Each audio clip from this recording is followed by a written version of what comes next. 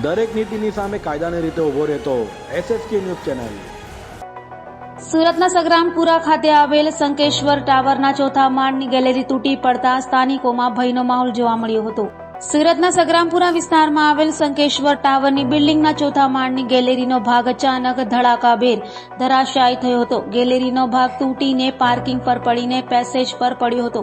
આ દુર્ઘટનામાં પાર્કિંગમાં પડેલી કારને ભારે નુકસાન થયું હતું. જો કે બપોરના સમયે સ્લેબ ધરાશાયી થતા મોટી જાનહાનિ ટળી હતી.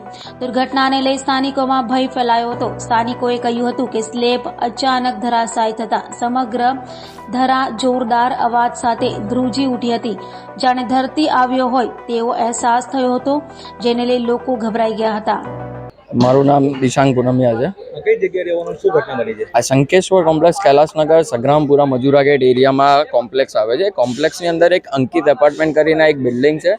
જે બિલ્ડિંગની અંદર ચોથે માળનો એક ફ્લેટનો ફ્લોરિંગ, આ ફ્લોરિંગ તમે જોઈ શકો છો, એ નીચે આખું પડી ગયું. એના પછી પહેલા માળેનું એક સ્લેબ હતું, સ્લેબના સળિયાને તોડીને પહેલા માળેની કાર પાર્કિંગની અંદર 2 કારને ડેમેજ થઈ છે.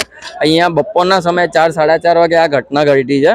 એ ધપ્ત દઈને બહુ જોરથી અવાજ આવ્યો છે. અહીંયા આ એક મંદિરનો પેસેજ છે, ત્યાં મિનિમમ 50 થી 60 ભૂલકાઓ સાંજે 5 થી 7 માં રમતા હોય છે. એટલે એમ કહેવાય જાય તો એક બહુ મોટી જાનહાની ઘટી છે. પણ આ બિલ્ડિંગના રહીશોને કહેવામાં આવેલું હતું કે આ રેસિડેન્શિયલ જે બિલ્ડિંગ છે એનું થોડું ઘણું રિનોવેશન કરો, કારણ કે આજે તિરાડો ને બધું પડ્યું છે. આના કારણે મોટી દુર્ઘટના નહીં ઘટે, પણ આજે ઘટી ગઈ છે. હવે એમના પગ નીચે રેલો આવ્યો છે, તો હવે જોઈએ શું થાય છે આમાં. કેટલી ગંભીર ઘટના કહેવાય? ગંભીર ઘટના તો બહુ મોટી કહેવાય કે આજે એક ફ્લોરિંગ પડ્યું છે, આ નીચે 2-3 છોકરાઓ કે કોઈ બી મોટા વ્યક્તિ હોતે તો બી ઓન ધ સ્પોટ ડેથ થઈ શકતી હતી. આટલી મોટી ઘટના ઘટી છે. દરેક નીતિની સામે કાયદાની રીતે ઊભો રહેતો SSK ન્યૂઝ ચેનલ.